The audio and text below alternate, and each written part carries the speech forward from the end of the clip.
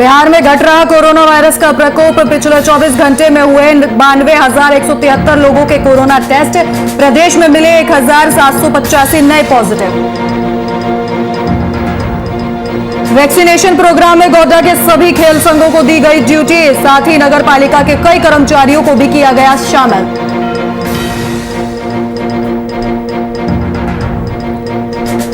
जीतन राम मांझी की सीएम नीतीश से appeal. Tweet कर पंचायत प्रतिनिधियों के कार्यकाल को बढ़ाए जाने का आग्रह। 15 जून को समाप्त हो रहा है प्रतिनिधियों का कार्यकाल। यास ने बिहार में छोड़े भयावह निशान। मोकामा का हर इलाका जलमग्न। रेलवे कॉलोनी में भी घुस गया पानी।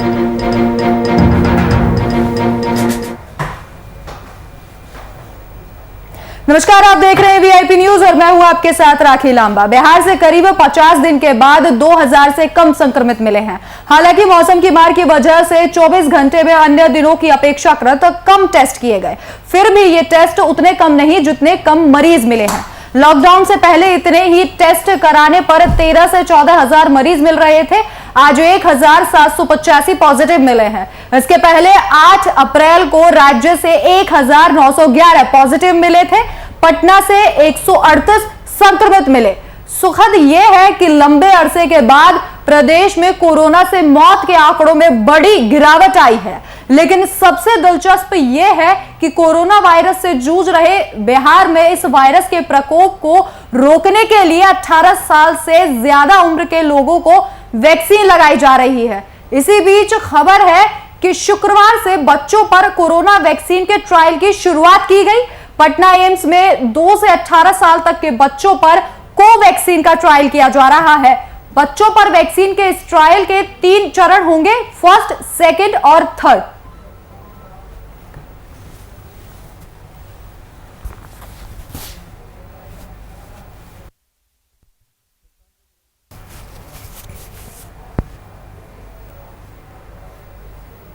आपको बता दें कि अब बिहार में लगातार संक्रमण की दर कम होती जा रही है और ऐसे में लगातार जो वैक्सीनेशन का दौर है वो भी तेजी से किया जा रहा है। लगातार यही किया जा रहा है कि वैक्सीनेशन में तेजी लाई जाए। इसके लिए जो थर्ड वेव है बच्चों के लिए सबसे ज्यादा हानिकारक होगी और इसके लिए लगातार वैक्सीनेशन पर जोर दिया जा रहा है। पटना एम्स में भी अब वैक्सीनेशन के ट्रायल की शुरुआत कर दी गई है। 2 से 18 साल के बीच के जो बच्चे हैं उनके ऊपर दवाइयों का वैक्सीनेशन का ट्रायल किया जा रहा है। जिस तरीके से लगातार यही कहा जा रहा था कि जो थर्ड वेव है उसमें सबसे ज्यादा बच्चे संक्रमित होंगे और इसी को लेकर लगातार सरकार सतर्क है और लगातार कोशिश में जुटी हुई है कि बच्चों को इस थर्ड वेव के प्रकोप से बचा लिया जाए और इसको लेकर लगातार तमाम प्रयास किए जा रहे हैं। आपको बता दें कि जिस तरीके से लॉकडाउन का फैसला लिया गया और इसी फैसले से लगातार जिस तरीके से मामले सामने आ रहे थे वो कम हो रहे हैं।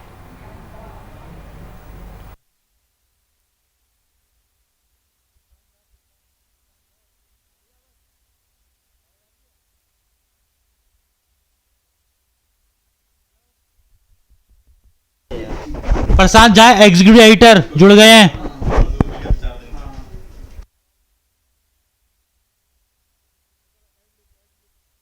घटती जा रही है और ऐसे में जिस तरीके से खबर सामने आ रही थी कि तीसरी वेव में सबसे ज्यादा बच्चे प्रभावित होंगे और इसे लेकर लगातार सतर्कता के कदम उठाए जा रहे थे। इसी कड़ी में अब बच्चों को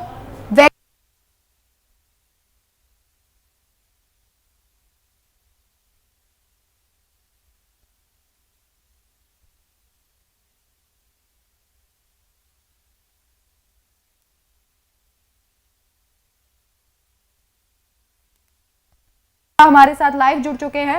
प्रशांत जी, जिस तरीके से लगातार ये कहा जा रहा था कि बिहार में संक्रमण की दर में बहुत तेजी आ रही है, अब ऐसे में राहत भरी खबर लगातार सामने आ रही है कि जो संक्रमण दर है वो कम होता जा रहा है और इसी बीच एक और सुखद खबर ये थी कि बिहार के पटना एम्स में लगातार बच्चों पर ट्रायल किया जा रहा है वैक्सीनेशन का।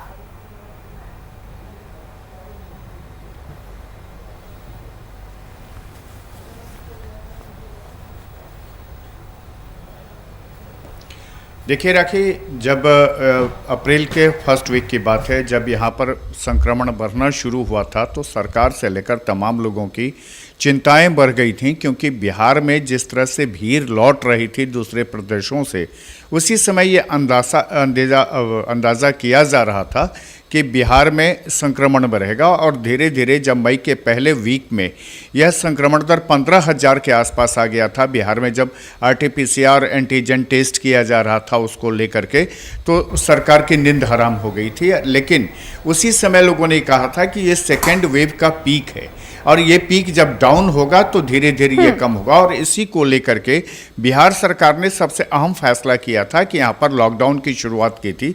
और लॉकडाउन का ये नतीजा हुआ कि इतने ही दिनों में, जबकि अभी 1 जून तक ये लॉकडाउन है और इसमें जो संक्रमण के जो दर थे वो बिल्कुल 2% पर आ गए हैं, और जो मरीज मिल रहे थे उन मरीजों की संख्या लगातार कम हो गई, मौतों की संख्या कम हो गई, जो शमशान घाटों पर भीड़ दिख रही थी वो भीड़ कम हो गए।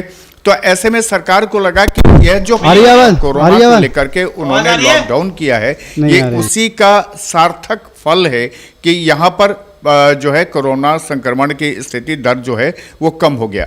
जहाँ तक दूसरी बात है कि जो 18 साल तक के जो बच्चे हैं, यानी 2 साल से ऊपर के जो 18 साल तक के बच्चे हैं, उनको पूरे देश में उन पर जो कोवैक्सीन है उसके ट्रायल लेने की बात हुई थी, तो उसमें पटना को भी चुना गया था और पटना एम्स में इसको लेकर के लगभग 80 बच्चों को ट्रायल पर लिया गया है। उनको कोवैक्सीन उसका डोज थोड़ा कम किया गया है और उस डोज का उनको ट्रायल चल रहा है। ये 3 बार में ये ट्रायल होगा। पूरे देश में 515 बच्चों को इसमें सेलेक्ट किया गया है और इसमें पटना को मिला है 80 बच्चों को ट्रायल करने का। यानी कोवैक्सीन जो बिल्कुल देसी तकनीक से बना हुआ वैक्सीन है, इसका बच्चों पर जो प्रभाव है और उसका असर क्या है, इसको लेकर के इसकी शुरुआत की गई और पटना एम्स में इसके लिए काफ़ी तैयारियां की गई। पटना एम्स के जो सुपरिटेंडेंट हैं उन्होंने अपने तरफ से एक मोबाइल नंबर जारी किया था कि जो भी परिजन हैं जो अपने बच्चों को चाहते हैं कि इस ट्रायल में वो शरीक हों, तो उनको वो नंबर दिया गया था ताकि वो कॉल करके अपना ना पंजीकरण करा लें। और आप दंग हो जाएंगे राखी कि पटना में जब यह वैक्सीन का ट्रायल शुरू हुआ है तो लोगों में एक आशा बंधी है, लोगों में यह विश्वास जमा है कि जो 2 साल तक के बच्चों के लिए जो तीसरे फेज की बात कहा जा रहा है कि जो तीसरा कहर आएगा कोरोना का, उसमें सबसे ज्यादा जो बच्चे प्रभावित होने वाले हैं, तो उन बच्चों को लगता है कि अब जो बिहार में जिनकी आबादी लगभग 3 करोड़ के आसपास है, उन लोगों को राहत मिलेगा इससे। और एक बात और बता दूं आपको कि ये जो बच्चे हैं, जो 2 साल से 18 साल के बच्चे हैं, इनमें वही बच्चे शामिल हो रहे हैं जिन बच्चों के बारे में ये कहा जा रहा है कि जो अभी तक कोविड के शिकार नहीं हुए हैं, उससे संक्रमित नहीं हुए हैं और उनके अंदर किसी तरह के कोविड के लक्षण नहीं पाए गए हैं। इसके लिए ट्रायल से पहले उनका RT-PCR जांच हुई है और जांच के बाद उनको कोवैक्सीन का जो डोज है उस डोज को थोड़ा कम किया गया है और तब जाकर के यह ट्रायल शुरू की गई है ताकि बच्चों को कोविड से बचाया जा सके। जो तीसरी लहर आने वाली है कोविड की, जो कोरोना की, उस लहर में जो अभी से शंकाएं आ रही हैं सामने कि कितने बच्चे उसमें प्रभावित होंगे, उसके लिए अस्पतालों की तैयारियां क्या है, तो आपको उसके लिए भी बताते हैं कि पटना के NMCH में अलग से बच्चों के लिए प्रीडेक्टेड जो वार्ड है उसको बना दिया गया है। PMCH में उसकी तैयारी की गई है, IGIMS में तैयारी की गई है और खास करके एम्स तो पहले से ही इसके लिए तैयार है और एम्स ने इसके लिए ट्रायल भी शुरू किया है और लगातार इस कोशिश में है कि अगर वो लहर आता है उससे पहले इस सरकार की भी कोशिश है कि बच्चों को वैक्सीनाइज करा दिया जाए ताकि उस लहर का असर बच्चों पर ना पड़े। राखी, इस तरीके से आपने बताया कि लोगों ने रजिस्ट्रेशन करवाया है बच्चों के लिए और सबसे अच्छी खबर यही है कि लगातार तीसरी वेव को लेकर लगातार यही कहा जा रहा था कि बच्चों पर सबसे ज्यादा इफेक्टिव होगी। अगर ट्रायल किया जा रहा है, वैक्सीनेशन किया जा रहा है, तो एक सुखद खबर सामने आई है। हमारे साथ अमित कुमार जी, चाइल्ड स्पेशलिस्ट, भी लाइव जुड़ गए। सर, आपका बहुत बहुत स्वागत है VIP न्यूज में। अमित जी, जिस तरीके से वैक्सीनेशन को लेकर लगातार भ्रम फैलाया जा रहा था एक अच्छी चीज सामने आई है कि जिस तरीके से बच्चों को लेकर लोगों में उत्साह दिखाई दिया है, रजिस्ट्रेशन करवाया है बच्चों के लिए। फिलहाल क्या कुछ तैयारियां और इसी के साथ फिलहाल वैक्सीनेशन का दौर कैसा चल रहा है बच्चों को लेकर? चल रहा है बहुत जगह, जैसे यूएसए में 12+ का वैक्सीनेशन चालू हो चुका है। हमारे इंडिया में इसका ट्रायल चल रहा है और इसका रिजल्ट अच्छा ही आएगा। वैक्सीनेशन से इम्यूनिटी बूस्टअप होती है। पहले भी हम लोग वैक्सीनेशन लेते रहे हैं डिफरेंट डिजीजेस का, जिससे बहुत फायदा मिला है। तो डेफिनेटली वैक्सीनेशन अच्छा है, बच्चों में भी अच्छा काम करेगा। अमित जी, जिस तरीके से लगातार भ्रम फैलाया जा रहा था कि इस वैक्सीन को लेकर कुछ साइड इफेक्ट्स भी देखे जा रहे हैं, तो क्या बच्चों में भी इस तरीके का कोई साइड इफेक्ट्स के चांसेस हैं? बच्चों में बहुत जैसे साइड इफेक्ट तो हर एक का कुछ होता है, लेकिन वैसा वैक्सीनेशन का कुछ साइड इफेक्ट नहीं होगा। बहुत नॉमिनल हल्का फुल्का मलाइज बॉडी है कि मतलब कोई भी डिफिनेटली टॉलरेट कर सकता है। वैसा बहुत ज्यादा साइड इफेक्ट नहीं होगा और बच्चों को लेना चाहिए। वैक्सीनेशन तो मस्ट है। पहले भी जैसे डीपीटी का पड़ता था तो हल्का फीवर आता था वैक्सीन के बाद, तो वो कुछ वैसा नहीं है, माइल्ड सा रहेगा, वो ठीक हो जाएगा। और सबको नहीं होगा, डेफिनेटली 100 में से 1 को हो सकता है, तो वैसा कुछ प्रॉब्लम नहीं होगा। अमित जी, इसी के साथ ये भी जानना चाहेंगे कि जिस तरीके से कितने फेज में ये ट्रायल होगा और फिलहाल कितने बच्चों को वैक्सीन का ट्रायल किया जा चुका है? डिफरेंट कंट्री में तो ट्रायल चल रहा है। हमारे इंडिया में भी पटना में ट्रायल चालू हुआ है और डिफरेंट जगह पे हो रहा है। थाउजेंड्स ऑफ चिल्ड्रंस में वैक्सीनेशन का ट्रायल चल रहा है अभी। तो अमित जी, कहा जा सकता है कि जो ये वैक्सीन का ट्रायल चल रहा है बच्चों के लिए पूरे तरीके से सुरक्षित है? बिल्कुल बिल्कुल, बच्चे के लिए पूरी तरह से सुरक्षित है। जैसा कि हमने एडल्ट में देखा, थोड़ा बहुत माइल्ड साइड इफेक्ट के साथ ये पूरी तरह सुरक्षित है। और वो भी माइल्ड साइड इफेक्ट 1000 में 1, जो कि बहुत कम है। तो हो सकता है जो साइड इफेक्ट है वो भी हल्का सा बॉडी एक हो सकता है, हल्का हेडेक हो सकता है, which can easily be tolerated. Amit ji, जिस तरीके से लगातार ब्लैक फंगस का भी प्रकोप देखने को मिल रहा है, तो फिलहाल आपको क्या लगता है कि जिस तरीके से कोरोना पर जीत हासिल की, अगर इसी तरीके से कदम उठाए जाएंगे तो क्या ब्लैक फंगस पर भी जीत हासिल की जा सके? क्योंकि ब्लैक फंगस लगातार बिहार में अपने पैर पसारता जा रहा है और अब जिस तरीके से ब्लैक फंगस के लिए अलग वार्ड बनाए जा रहे हैं, जिस तरीके से तैयारियां की जा रही है, ये संकेत है इस चीज का कि ब्लैक फंगस भी एक बड़ी महामारी के तौर पर सामने आएगा। बिल्कुल, क्योंकि डिफरेंट जगह पे कुछ लोग जो है सेल्फ मेडिकेशन से स्टेरॉइड ले रहे हैं और जो डोज जो है स्टेरॉइड का हमारे कोरोना के ट्रीटमेंट में बहुत लेस होता है, बहुत कम होता है। लेकिन चूंकि ऑफ द काउंटर लोग मेडिसिन ले लेते हैं, मेडिसिन शॉप से कुछ ज्यादा डोजेज में ले रहे हैं स्टेरॉइड, या पहले से डायबिटीज से सफर कर रहे हैं, हाइपरटेंशन से सफर कर रहे हैं, तो उनमें म्यूकोरमाइकोसिस मिल रहा है, ब्लैक फंगस मिल रहा है। और डेफिनेटली हम लोग इसको ठीक करेंगे। जैसे कि इसके अगेंस्ट दवाई अवेलेबल है, एम्फोटेरेसिन भी या लाइपोसोमल एम्फोटेरेसिन भी हमारे पास एक हथियार है जिसको हम लोग यूज करके इस पे डेफिनेटली विन करेंगे। तो हम लोग ब्लैक फंगस से छुटकारा मिलेगा हम लोगों को डेफिनेटली। जी प्रशांत जी, क्या आपको लगता है जो तमाम व्यवस्थाएं की गई हैं बच्चों के वैक्सीनेशन के ट्रायल को लेकर स्वास्थ्य विभाग के द्वारा, प्रशासन के द्वारा, क्या वो तैयारियां बिल्कुल मुकम्मल हैं? और तीसरी वेव को लेकर सरकार कितनी तैयार है? क्योंकि लगातार खबरें यही सामने आती रही हैं कि डॉक्टरों की कमी है, चाइल्ड स्पेशलिस्ट की कमी है, तो क्या सच में बिहार की स्थिति यही है कि डॉक्टरों की कमी अभी भी देखी जा रही है? ये डेफिनेटली बिहार डॉक्टर की कमी तो हर एक जगह है, हमारे इंडिया में तो है ही और बिहार में भी है। इसे हम लोग टीम वर्क लेके करना पड़ेगा, हम लोगों को टीम वर्क लेके करना पड़ेगा।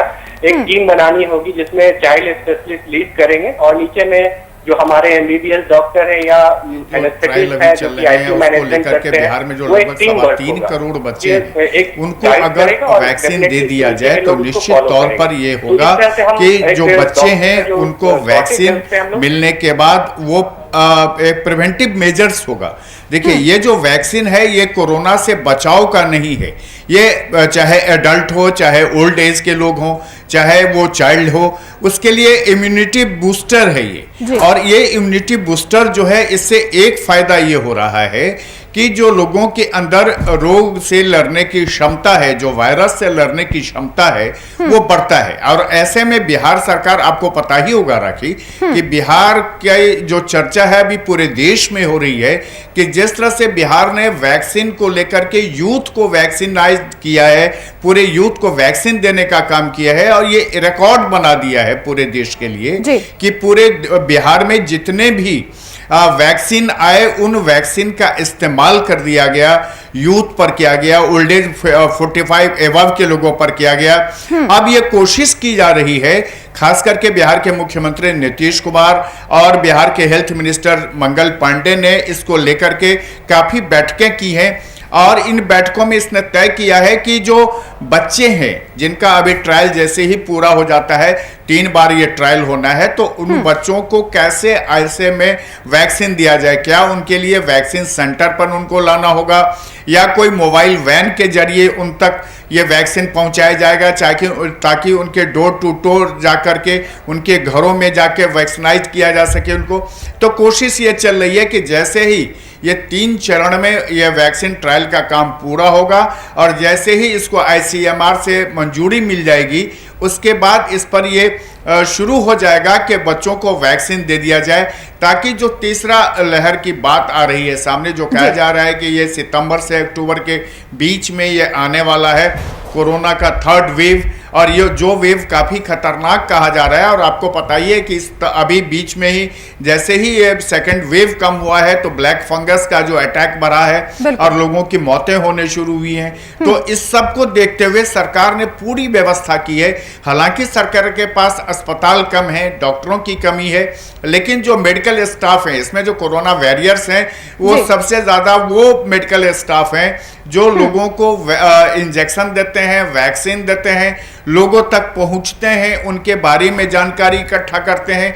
उनको मेडिकल ट्रीटमेंट तो वो नहीं दे सकते, लेकिन जो मेडिकल सहूलियत है वो उन तक पहुंचाते हैं। तो ऐसे लोग यहाँ पर पूरे बिहार में उनको तैयार किया गया है। और आपको पता ही है कि प्राइम मिनिस्टर ने और देश के जो हेल्थ मिनिस्टर हैं, उन्होंने जो मेडिकल में पढ़ने वाले छात्र हैं जो 4th ईयर में हैं, उन तमाम लोगों को काम में लाने के लिए फैसला लिया है। और ऐसे में बिहार में जो लगभग 1 से 4 हज़ार के बीच में ये बच्चे पढ़ रहे हैं, उन तमाम लोगों को भी इसमें लाने की कोशिश चल रही है, ताकि यह जो 3rd वेव से पहले पूरी ऐसी तैयारी हो ताकि किसी की जान न जाए, किसी बच्चे की जान न जाए, हर को सुरक्षित कर लिया जाए और बिहार एक कीर्तिमान बना दे कि बिहार में कोरोना से किसी की मौत नहीं हो रही है। बिल्कुल प्रशांत जी, आपने सही कहा कि इस वक्त जिस तरीके के संसाधन बिहार सरकार के पास है, बखूबी उनका इस्तेमाल किया जा रहा है, लेकिन वक्त के नजाकत को देखते हुए तमाम जो संसाधन है उनको भी बढ़ाना होगा। इसके साथ ही जो अहम फैसले हैं वो भी सरकार को लेने होंगे।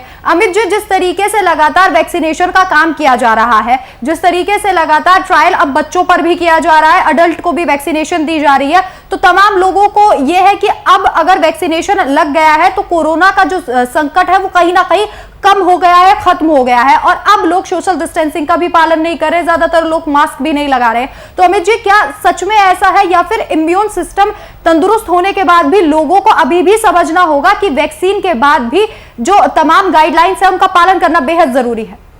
बिल्कुल बिल्कुल, जैसा कि आपने कहा, वैक्सीनेशन तो हो गया है, लेकिन गाइडलाइन तो पालन करना होगा, मास्क लगाना होगा, क्योंकि ये वैक्सीन से इन्फेक्शन तो होगा, हालांकि सीवियरिटी बहुत कम है। जैसा कि हम लोग तमाम लोगों ने वैक्सीनेशन लिया है और वैक्सीनेशन के बाद अभी काम कर रहे हैं हम लोग का 2 डोज वैक्सीन का हो गया है। हल्का फुल्का माइल्ड हेडेक, फीवर सभी को हुआ है, लेकिन सीवियरिटी उतना नहीं हुआ जिन लोगों ने वैक्सीनेशन लिया है। लेकिन इन्फेक्शन का खतरा बना रहता है, इसमें कभी कभी कोई इम्यूनोसप्रेस्ड लोग हैं तो उसमें ये बढ़ सकता है। तो डेफिनेटली हमें अभी जो गवर्नमेंट की गाइडलाइंस है, मास्क और सैनिटाइजेशन हमें करना होगा, तभी हम लोग इसको पूरी तरह दबा पाएंगे। इसके साथ ही अमित जी ये भी जानना चाहेंगे कि जिस तरीके से अब बच्चों पर ट्रायल किया जा रहा है, तो कुछ हो सकता है कि साइड इफेक्ट्स बच्चों में भी दिखाई दे। जिस तरीके से वैक्सीनेशन के बाद तमाम लोगों में देखा गया कि हल्का फुल्का फीवर आ रहा है या खांसी जुकाम जैसी बीमारियां हो जा रही है, तो इस वक्त पैनिक ना हो जाए, क्योंकि लोगों का कई ऐसे भ्रम फैलाए जा रहे हैं कि वैक्सीन के बाद लोगों की मौत हो रही है या फिर इस तरीके के तमाम भ्रम फैलाए गए। तो लोगों को अब समझना होगा कि कुछ साइड इफेक्ट्स हैं इस वैक्सीनेशन के, लेकिन ये पूरे तरीके से सुरक्षित है। जी बिल्कुल बिल्कुल, वैक्सीनेशन का कोई भी साइड इफेक्ट लाइफ थ्रेटनिंग नहीं है, पहली चीज तो ये। और वैक्सीनेशन से, किसी भी वैक्सीनेशन से थोड़ा बहुत साइड इफेक्ट होता है जो कि बिल्कुल क्यूरेबल है। हल्का सा फीवर, बॉडी एक, कफ कोल्ड, से डरने की कोई जरूरत नहीं है। और वैक्सीनेशन तो बिल्कुल डेफिनेटली करवाना चाहिए। हम लोग वैक्सीनेशन का रिजल्ट भी देख रहे हैं, अभी कितने डॉक्टर में देख रहे हैं, बहुत लोगों में देख रहे हैं, तो बिल्कुल बच्चों में भी ये बिल्कुल सेफ है और इसको लेने से कभी घबराना नहीं चाहिए। बिल्कुल। लेकिन प्रशांत जी, क्या जिस तरीके से बिहार में वैक्सीनेशन की स्थिति फिलहाल बनी हुई है, जिस तरीके से आंकड़े सामने आ रहे हैं कि बिहार में भी जो वैक्सीन है उसकी बर्बादी की जा रही है, फिलहाल वैक्सीनेशन को लेकर बिहार की क्या स्थिति है?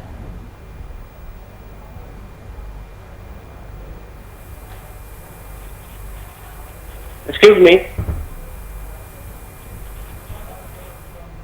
प्रशांत जी, आपसे मेरा ये सवाल है कि जिस तरीके से लगातार आंकड़ों में ये बताया जा रहा है कि जा रहे हैं लोगों को जो वैक्सीन सेंटर्स है वहां पर, तो कोशिश यही होती है कि जो एक वैक्सीन का फाइल है,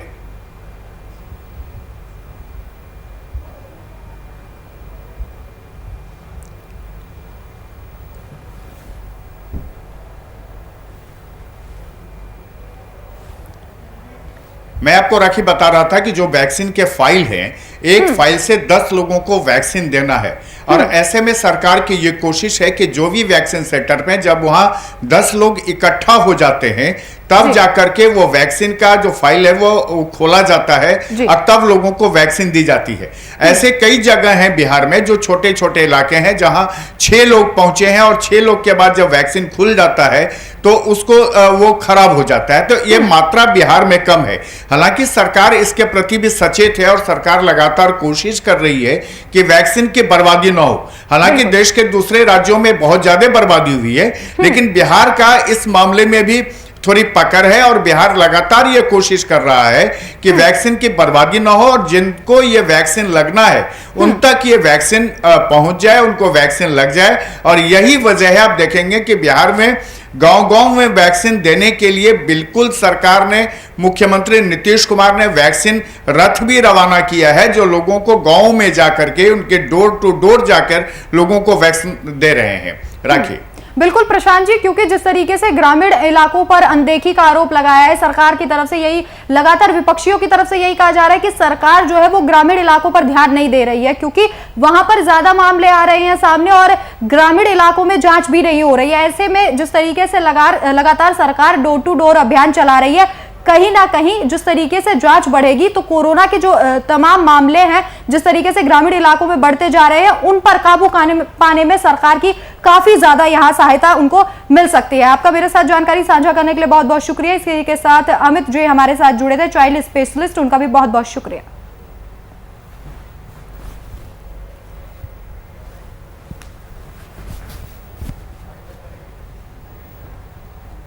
तो लगातार महामारी से इस जंग में लगातार बिहार आगे बढ़ता जा रहा है, संक्रमण दर लगातार घटता जा रहा है, लेकिन तीसरी वेव को लेकर भी बिहार सरकार ने तमाम तैयारियां पूरी कर ली है।